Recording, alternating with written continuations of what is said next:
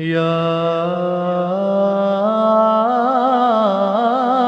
محمد یا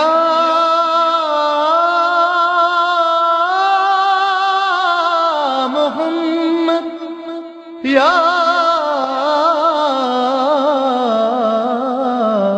محمد۔ السلام علیکم ناظرین، میں آپ کا میزبان خاور رضا نقوی پروگرام رحمت رمضان میں پھر ایک بار آپ کی خدمت میں حاضر ہوں۔ ناظرین، جیسا کہ ہم مسلسل معارف اہل بیت پہ گفتگو کر رہے ہیں اور ہمارے ساتھ موجود ہیں مولانا اسد علی زیدی صاحب، جو مسلسل معارف اہل بیت کے موضوع پر گفتگو کر رہے ہیں اور سوالات کے جوابات دے رہے ہیں ناظرین کے لیے۔ آئیے ان کی جانب چلتے ہیں اور ان سے مزید سوالات کے جوابات لیتے ہیں۔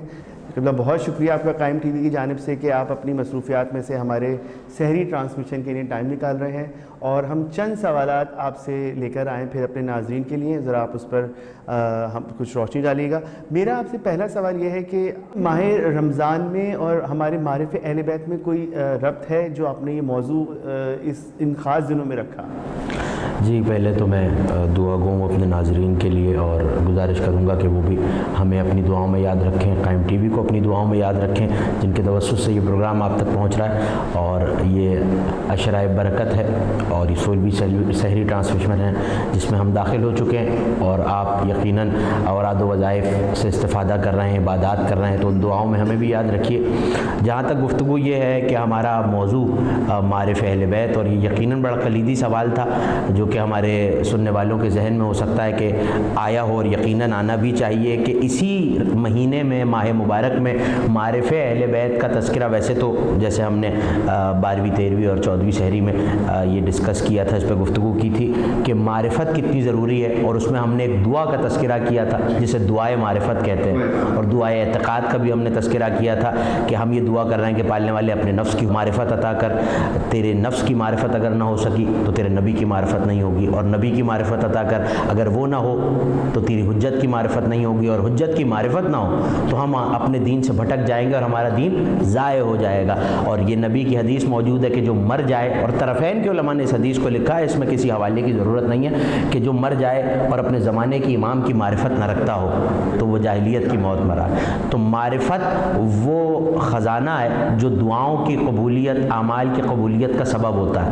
اب رہی یہ بات کہ ہم نے ماہ مبارک کا ہی انتخاب کیوں کیا، تو اس کے پیچھے بھی ایک حدیث موجود ہے، اور وہ حدیث میرے اور آپ کے چھٹے امام صادق آل محمد علیہ الصلوۃ والسلام کی ہے کہ کسی شخص نے آ کے یہ سوال کیا میرے اور آپ کے چھٹے امام کی بزم میں کہ مولا یہ بتائیے کہ کیا آپ کے جد امجد پیغمبر اکرم کے اصحاب زیادہ افضل ہیں کہ اہل بیت؟ اور ظاہر ہے کہ ہو سکتا ہے آج بھی لوگوں کے ذہن میں یہ سوال ہو کہ اہل بیت افضل ہیں کہ اصحاب افضل ہیں۔ اس نے خصوصاً جناب ابو ذر کے بارے میں سوال کیا اور نام لے کے سوال کیا کہ کیا ابو ذر افضل ہے یا افراد اہل بیت افضل ہیں؟ تو مولا مسکرائے اور مسکرا کے کہنے لگے یہ بتا کہ سال کے کتنے مہینے ہوتے ہیں؟ تو پلٹ کے کہا کہ 12 مہینے ہوتے ہیں۔ تو کہا اچھا، ان میں کچھ حرمت والے بھی ہیں، کچھ زیادہ عزت والے بھی ہیں؟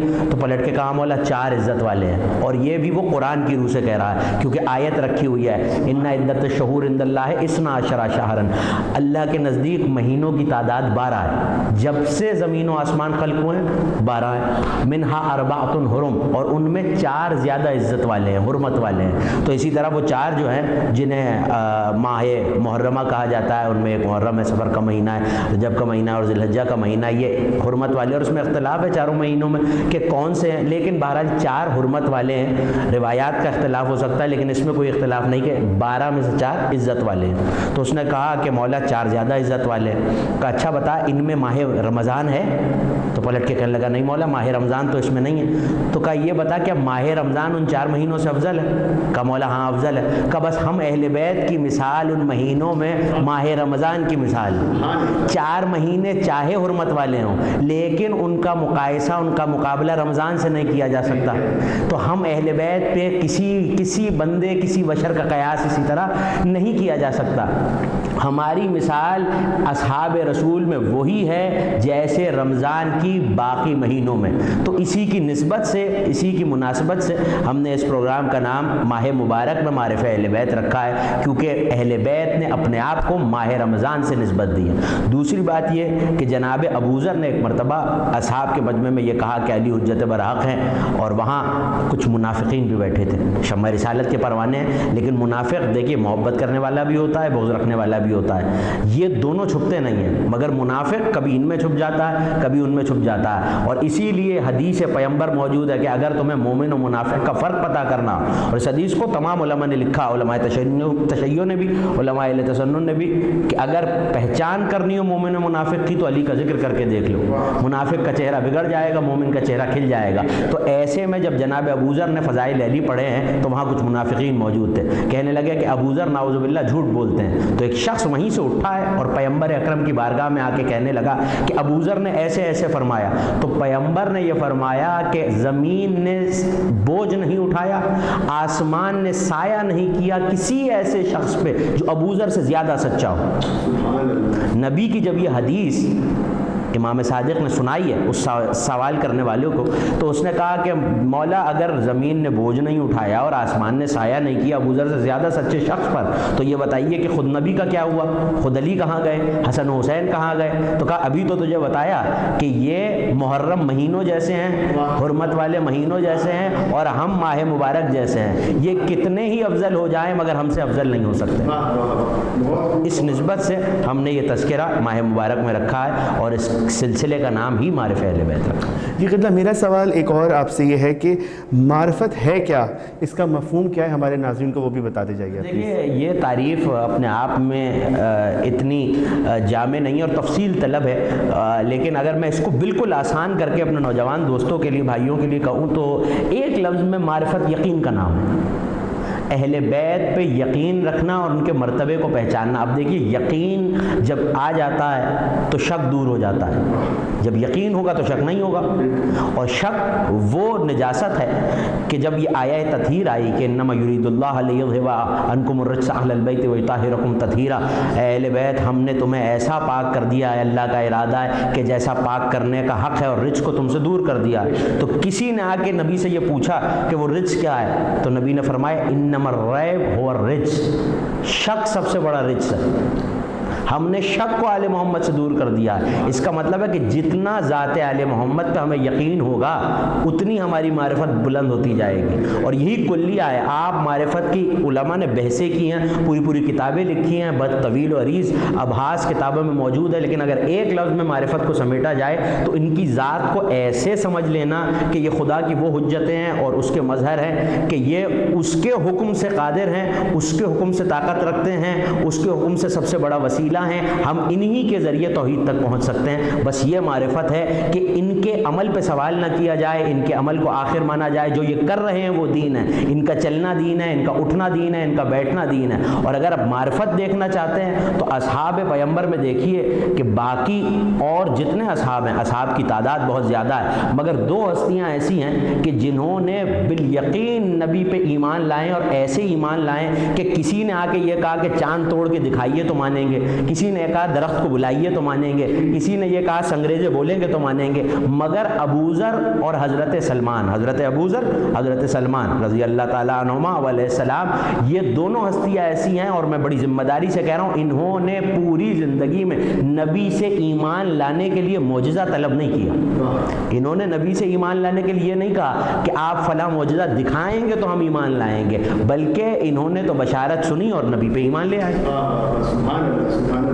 جیسا کہ آپ نے سلمان و ابوذر کے ان کے بارے میں بتایا ہمارے ناظرین کو، تو ان کے بارے میں کچھ اور تھوڑا سا فرمائیے کہ ان کا تعلق کہاں سے تھا اور وہ رسول اللہ کے پاس کدھر سے آئے؟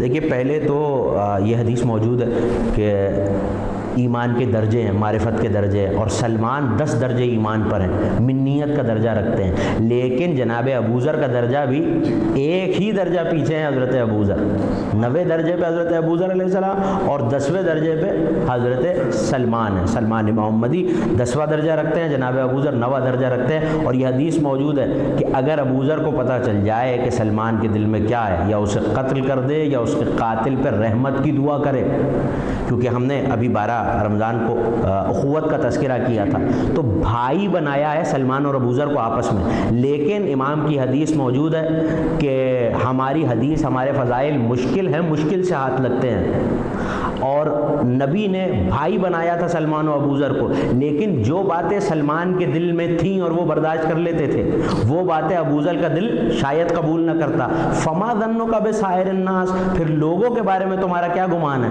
کہ جب 9ویں اور 10ویں درجے میں اتنا فرق ہے کہ وہاں علم اور ہے، یہاں علم اور ہے، وہاں معرفت اور ہے، یہاں معرفت اور ہے، تو ہمیں بھی یہ سمجھنا چاہیے کہ ہر شخص کی معرفت اور ہے، اور یہ کوئی جھگڑا نہیں ہے ہمیں آپس میں۔ اگر کوئی کسی مرتبے کو، کسی معرف کے بات کو، کسی معرفت کی بات کو نہیں سمجھ پا رہا تو ہمیں چاہیے کہ اسے سمجھائیں اور اس کے لیے دعا کریں کہ آل محمد کے صدقے میں اس کے دل میں یہ بات سما جائے اور اس کی معرفت میں اضافہ ہو، اور اپنی معرفت کے اضافے کے لیے بھی دعا فرمائیں کہ ہماری معرفت میں اضافہ ہو، تاکہ یہ آپس کے اختلافات ختم ہوں اور ایک دوسرے کی معرفت کو ہم بڑھائیں، کیونکہ سب کی معرفت ایک جیسی نہیں ہو سکتی، سب کی عقلیں برابر نہیں ہیں۔ نبی نے کلیہ دیا ہے، لوگوں سے بات کرو ان کی عقلوں کے مطابق۔ جہاں تک بات ہے جناب ابوذر کی، میں نے عرض کیا کہ یہ کوئی معجزہ مانگ کے نہیں آئے، یہ آئے جناب ابوذر، وادی ہے، نام ہے حضرت ابوذر کا جو اصل نام ہے، ابوذر کنیت ہے، اصل نام حضرت ابوذر کا ہے جندب بن جنادہ، اور یہ ابو بطن ایک مقام ہے مکے سے قریب، وہاں اپنی بکریاں چرا رہے تھے۔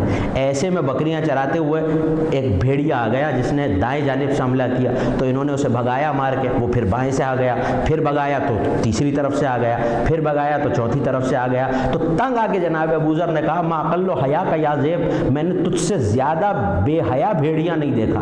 تو وہ بھیڑیا بحکم خدا انسانی زبان میں بولا کہ مجھ سے زیادہ بے حیا مکے والے ہیں کہ ان میں اللہ کا محبوب اور اس کا رسول آیا ہے اور وہ اس کو جھٹلاتے ہیں اور پتھر مارتے ہیں۔ تو کہا کہ میں اس پہ یقیناً ایمان لاؤں گا، لیکن پہلے اپنی بکریاں چلا لوں، ان کو کس کے حال پہ چھوڑ کے جاؤں؟ تو وہ بھیڑیا بولا کہ جاؤں گا کیا مطلب ہے، ابھی کیوں نہیں جاتے؟ تو انہوں نے کہا کہ میری بکریوں کا کیا ہوگا؟ کہ اگر تم مجھ پہ بھروسہ کرو، اب تک تو میں حملہ کر رہا تھا مگر اب میں چرواہا بن کے تمہاری بھیڑوں کی حفاظت کروں گا۔ جناب ابوذر مکہ آئے ہیں بیت الحرام کے گرد، کفار ویسے ہی تذکرہ کر رہے تھے، ویسے ہی نبی کو جھٹلا رہے تھے، ایسے میں جناب ابو طالب آئے تو لوگ سہم کے چپ ہو گئے کہ نبی کے چچا آ گئے ہیں، محافظ رسالت آ گئے ہیں۔ کہتے ہیں کہ لوگ چپ ہو گئے، جب جناب ابو طالب چلے تو میں پیچھے پیچھے چلا اور میں نے کہا کہ میں نبی سے ملنا چاہتا ہوں۔ کا کیا کام ہے؟ کا ایمان لانا چاہتا ہوں، کا کل اسی وقت آنا۔ جناب ابوذر آئے، بارگاہ رسالت میں آئے، توحید بھی قبول کی، رسالت بھی قبول کی اور ولایت و امامت جناب امیر کی گواہی دی۔ سبحان اللہ، سبحان اللہ قبلہ، بہت خوب آپ نے۔ اب ایک وقت ہوا ہے بریک کا، ہم تھوڑی دیر میں حاضر ہوتے ہیں، دیکھتے رہیے قائم ٹی وی۔ یا محمد یا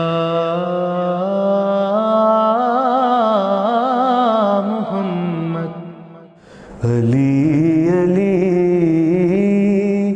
کے سوا کیا میری حیات میں ہے، علی علی کے سوا کیا میری حیات میں ہے، نماز کہ علی میری واجبات میں ہے، حسین آئے تو بھی دیے جلانے لگی، حسین آئے تو بھی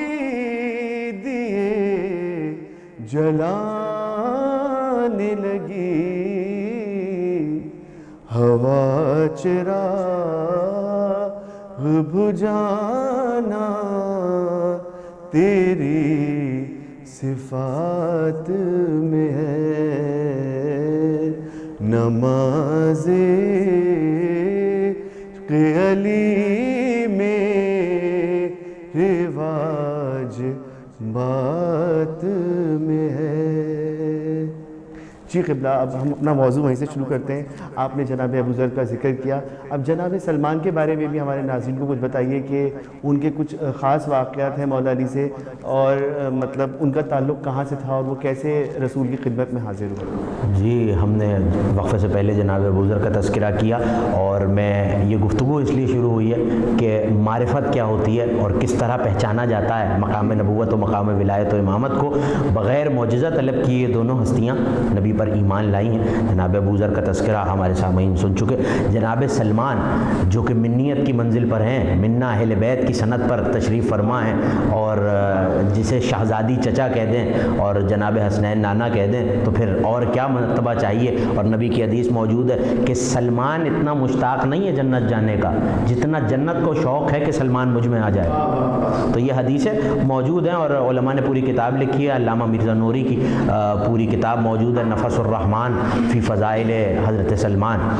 سلمان کا اصل نام جو ہے وہ روزبہ ہے، اور دو روایتیں ملتی ہیں. ایک یہ حضرت عیسیٰ کے اوصیاء میں تھے، یا ایک حضرت عیسیٰ کے اوصیاء میں کسی کے اصحاب میں تھے. اور عمر جو پائی ہے وہ سب سے طویل عمر پائی ہے. جب نبی تک پہنچے تو اس وقت تقریباً کوئی 550-600 سال عمر مبارک حضرت سلمان کی تھی، کیونکہ حضرت عیسیٰ کو گزرے ہوئے تقریباً 550 سے 600 سال نبی، ہمارے نبی اور حضرت عیسیٰ میں. تو حضرت سلمان ایک دن نبی آئے ہیں، اور واقعہ میں عرض کرتا ہوں. نبی آئے ہیں ایک باغ میں، آج بھی وہ مدینے میں باغ موجود ہے جس میں حضرت سلمان مزدوری کیا کرتے تھے. تو ایسے میں اس کھجوروں کے باغ میں مزدوری کرتے تھے، اور حضرت عیسیٰ سے پیشن گوئیاں سنی ہوئی تھی سرکار دو عالم کے آنے کی. ایسے میں سرکار اصحاب باوفا کے جھرمٹ میں ایسے جیسے ستاروں کے درمیان سورج آ رہا ہوتا ہے، اور پیچھے پیچھے چاند بھی آ رہا ہے. انا مدینۃ العلم وعلی بابھا والشمس والضحیٰ والقمر اذا تلاھا. تو نبوت کے سورج کے ساتھ امامت کا چاند بھی آ رہا ہے، علم کے شہر کے ساتھ علم کے شہر کا دروازہ بھی آ رہا ہے. دیکھا چہرے پہ نور دیکھا، آسمان پہ بادل کا سایہ دیکھا جو کہ نشانی نبوت ہے، تو سمجھ گئے کہ یہ نبی ہیں. ایسے میں کچھ کھجوریں لیں، نبی کی بارگاہ میں آئے. نبی اس باغ میں پہنچے تو کہا کہ یہ کھجوریں ہیں. تو کہا یہ کیا ہے؟ کہا یہ صدقہ ہے. نبی نے اٹھایا اور پیچھے لوگوں کو دیا کہ تم کھاؤ. تو سلمان کے دل میں بات آئی کہ یہ صدقہ بھی نہیں کھا رہا، صدقہ نبی پہ حرام ہوتا ہے، یقیناً یہ نبی ہے. پھر ایک چھوٹا طبق لے کے آئے، لائے اور نبی کے سامنے پیش کیا. کہا یہ کیا ہے؟ کہا یہ ہدیہ ہے. تو مولا علی کی طرف دیکھا کہ یا علی ادنو منی قل مائی، آؤ اور میرے ساتھ کھاؤ. تو سلمان سمجھ گئے. جب مولا علی کے چہرے پہ نظر پڑی تو جناب سلمان نے اپنی فارسی، ظاہر ہے کہ تعلق فارس سے ہے، اور سلمان فارسی کہہ تو دیا جاتا ہے مگر چھٹے امام کا یہ قول ہے کہ سلمان فارسی نہ کہا کرو، سلمان محمدی کہا کرو، کیونکہ فارس ان کی پہچان نہیں ہے. رسالت میں آپ کا ایمان، ان سے محبت ان کی پہچان ہے، تو سلمان محمدی کہا کرو. تو مولا علی کو جب دیکھا ہے تو ایک شعر پڑھا فارسی زبان میں کہ کریا کریا گردیدم بسا آہ سرد کشیدم مدت گزشت امروز تو را بدیدم. تے کریا کریا پھرتا تھا، ٹھنڈی آہیں برتا تھا، کہاں کہاں تم دونوں کو نہیں ڈھونڈا، آج تمہاری زیارت ہو رہی ہے. بس یہ کہنا تھا. نبی ظاہر ہے جانتے تھے علم خداوندی سے، لیکن ہم تک بھی بات پہنچانی تھی. تو کہا سلمان یہ علی سے اتنی والہانہ محبت کا اظہار کس لیے ہو رہا ہے؟ تم علی کو کیسے جانتے ہو؟ تمہاری عمر تو بہت زیادہ ہے، علی تو ابھی جوان ہے. کہا سرکار تھوڑا سا وقت لگے گا، میں یہ سارا واقعہ آپ کو سناؤں. تو سلمان نے یہ نبی سے کہا. نبی نے کہا ہاں سارا واقعہ سناؤ. کہا سرکار بات ایسی ہے کہ میں نے حضرت عیسیٰ کو ایک مرتبہ دعا کرتے دیکھا. حضرت عیسیٰ کا معجزہ ہے، پرندہ بناتے تھے، پھونک مارتے تھے، اڑنے لگتا تھا. کسی نابینا کے ہاتھ پھیر دیں، کسی بیمار کو مس کر لیں تو وہ بیمار ٹھیک ہو جاتا تھا، اچھا ہو جاتا تھا. تو ایسے میں مردے کو ٹھوکر مار دیں تو وہ زندہ ہو جاتا تھا. سلمان کہتے ہیں میں دیکھتا تھا جب بھی ایسا کوئی معجزہ حضرت عیسیٰ دکھاتے تھے تو کچھ دعا کرتے تھے، تو میں کان لگا کے سنتا تھا کہ وہ دعا کیا ہے. تو میں نے ایک دن سنا کہ حضرت عیسیٰ دعا کر رہے ہیں الہی بحق محمد، پالنے والے تجھے واسطہ ہے تیرے آخری نبی محمد کا اور ان کی آل و اطرت کا اور ان کے بھائی کا، کہ یہ معجزہ اپنے اذن سے میرے لیے قرار دے. تو کہتا ہے میں سوچتا تھا کہ یہ روح اللہ ہیں، یہ جن ہستیوں کا واسطہ دے رہے ہیں وہ کون ہیں. تو ایسے میں ایک رات ایسی آئی کہ میں اور حضرت عیسیٰ ایک خیمے میں تھے اور میں سو نہیں رہا تھا، سوتا بن گیا. تو حضرت عیسیٰ ایک دعا مانگ رہے تھے اور اس میں انہوں نے واسطہ دیا. تو میں اٹھ کے کھڑا ہو گیا. میں نے کہا میں نے سن تو لیا ہے، مجھے تعارف کرائیے کہ یہ ہستی کون ہے جس کا آپ واسطہ دیتے ہیں. تو فرمایا کہ یہ آخری نبی ہیں اور علی ان کے آخری وصی ہیں اور ان کی اطرت طاہرہ اہل بیت ہے. تو تو کہا کہ میں اس نبی کا زمانہ دیکھنا چاہتا ہوں، دعا کیجئے، مجھے کوئی مردہ زندہ نہیں کرانا، کوئی آنکھیں ٹھیک نہیں کرانی، دعا کیجئے میں ان کا زمانہ پالوں۔ تو دعا فرمائی حضرت عیسیٰ روح اللہ علیہ السلام نے اور کہا کہ ہاں سلمان، ہم ضمانت لیتے ہیں کہ تم وہ زمانہ پاؤ گے۔ وہ کہتے ہیں میں چلا اور دن رات یہی تذکرہ کرتا رہتا تھا، یا محمد یا علی، یا محمد یا علی۔ تو جو بابا ہے نام اصل میں ہے روزبہ، حضرت سلمان کا جو پرانا نام ہے وہ روزبہ۔ جب ظاہر ہے کہ یا محمد یا علی اور پورا خاندان آتش پرست ہے، تو دیکھا تو بابا نے یہ کہا کہ کیا بے دین ہو گئے؟ تو کہا آپ کی نظر میں بے دین ہو گیا۔ کہا یہ نام لینا چھوڑ دو۔ کہا بابا یہ بتائیے کہ یہ میری رگوں میں جو لہو ہے یہ نکال سکتے ہیں؟ کہا اگر نکالیں گے تو مر جاؤ گے۔ کہا بس یہ دونوں نام میرے لہو میں ملے ہوئے ہیں، اگر لینا چھوڑ دوں گا تو مر جاؤں گا۔ تو جلال میں حضرت سلمان کے والد نے قید کیا اور ایک ایسے کمرے میں بند کر دیا جس میں نہ کھڑکی تھی، بس ایک دروازہ تھا، اور زنجیروں سے باندھ دیا اور کہا کہ جب اس دین سے توبہ کر لو نعوذ باللہ تو دروازے پہ سر مارنا، ہم کھول دیں گے۔ اب یہ نہیں بتاتی تاریخ کے کتنے دن گزرے، مگر بہت دن گزرے، اور حضرت سلمان جب عاجز آ گئے، ظاہرے کے بندے تھے، بشر تھے، اور طبیعت اکتا جاتی ہے، تو ایک مرتبہ دعا کی پالنے والے، میں حضرت عیسیٰ کا واسطہ دیتا ہوں اور تجھے واسطہ ہے، میرا قصور کیا ہے؟ تو بھی ان سے محبت کرتا ہے، میں بھی ان سے محبت کرتا ہوں، تو پروردگار ہے اور میں قیدی بنا ہوں ان سے محبت کر کے، تجھے بڑے بھائی کا واسطہ میری زنجیریں توڑ دے۔ تو ایک ہی لمحے میں زنجیریں ٹوٹ کے گری اور کہا تجھے چھوٹے بھائی کا واسطہ دیوار کو پھاڑ۔ یہ ہے معرفت کہ ابھی علی سے ملاقات نہیں ہے، مگر جانتے ہیں کہ دیواریں علی کے ذریعے سے پھٹتی ہیں، کیونکہ کعبے کی دیوار میں بھی اگر در بنا ہے تو ولی کے ذریعے سے بنا ہے۔ ایسے میں سلمان چلے اور واقعہ بہت طویل ہے، مختلف راہبوں کے ہاں رہے، حضرت عیسیٰ نے پورا طریقہ بتایا تھا کہ اس کے پاس ٹھہرنا، اس کے پاس ٹھہرنا، تو راہبوں کے ہاں رہے اور ان سے انجیل میں اور آسمانی کتابوں میں جو بشارتیں آئی ہیں رسالت مآب کے لیے وہ لیں، اور ایسے میں چلتے چلتے مدینے پہنچے، اس باغ میں نوکری کی اور کہا تو پھر ایک مرتبہ نبی نے پلٹ کے پوچھا یہ سب تو ٹھیک ہے، لیکن علی کو دیکھ کے تم نے جو فارسی زبان میں شعر پڑھا ہے کہ کریا کریا گردیدم بسا آہ سرد کشیدم مدتیں گزشت مروز تو ربدیدم، کریا کریا پھرتا تھا، ٹھنڈی آہیں بھرتا تھا اور مدتیں گزر گئی تو میں کہاں کہاں نہیں ڈھونڈا، آج تمہاری زیارت ہو رہی ہے تو یہ علی کو تم نے کہاں دیکھا، تم تو ہم سے ملے ہی نہیں۔ تو کہا یا رسول اللہ جب میری طبیعت اکتا جاتی تھی اور میں پریشان ہو جاتا تھا کہ مجھے آپ کب ملیں گے، تو یہ جوان میرے خوابوں میں آ کے مجھے تسلی دیتا تھا کہ سلمان گھبرایا نہ کر، وہ زمانہ جلد آنے والا ہے، بس یہ کہنا تھا۔ نبی نے کہا کہ اگر اب بھی تم غلام رہ جاؤ تو پھر ایمان لانے کا فائدہ کیا ہوا؟ کہ جاؤ اپنی مالکن سے پوچھ کے آؤ کہ وہ کیا قیمت لے گی۔ وہ یہودن تھی اور ظاہر ہے کہ وہ بغض رکھتی تھی نبی سے، تو کہا کہ 500 کھجوریں آج لگائیے درخت کھجور کے، جب وہ جوان ہو کے پھل دیں گے تب سلمان کو آزاد کروں گی۔ اب یہ تو ناممکن سی بات تھی کہ آج پھل لگیں تو کتنا زمانہ ہوگا کہ ایک پیڑ آج لگے، کوپل پھوٹے، درخت بنے، پھل آئے، اور 500 درخت، پھر سلمان کو آزاد کروں گی، مگر اسے کہتے ہیں اعجاز رسالت، اسے کہتے ہیں معرفت۔ ابھی جو کھجوریں کھائی تھیں نبی نے کہا یا علی میں کھجوریں رکھتا جاؤں گا، تم پانی ڈالتے جاؤ۔ ایسے میں زمین میں 500 کھجوریں لگائیں، مولا علی پانی دیتے جا رہے ہیں، جب 500ویں گٹھلی زمین میں گئی ہے، پانی ڈلا ہے، یہاں پہلا درخت جوان ہو کے پھل دے چکا تھا۔ تو ایسے جناب سلمان کو آزاد کرایا اور روزبہ نام سے تبدیل کر کے کہا سلمان آج سے تمہارا نام سلمان ہے، اور کوئی ولدیت پوچھے تو کہہ دینا انا سلمان بن اسلام بن اسلام بن اسلام، میں سلمان ہوں، اسلام کا بیٹا ہوں، اسلام کا بیٹا ہوں، اسلام کا بیٹا ہوں۔ سبحان اللہ سبحان اللہ، بہت شکریہ قبلہ، آپ نے بہت ہی بہترین ان سوالوں پہ روشنی ڈالی ہمارے ناظرین کے لیے۔ جی ناظرین، اب وقت ختم ہوتا ہے ہمارا 16ویں سحری ٹرانسمیشن کا، اور قائم ٹی وی کی جانب سے اپنے میزبان خاور رضا نقوی کو اجازت دیجیے۔ محمد یا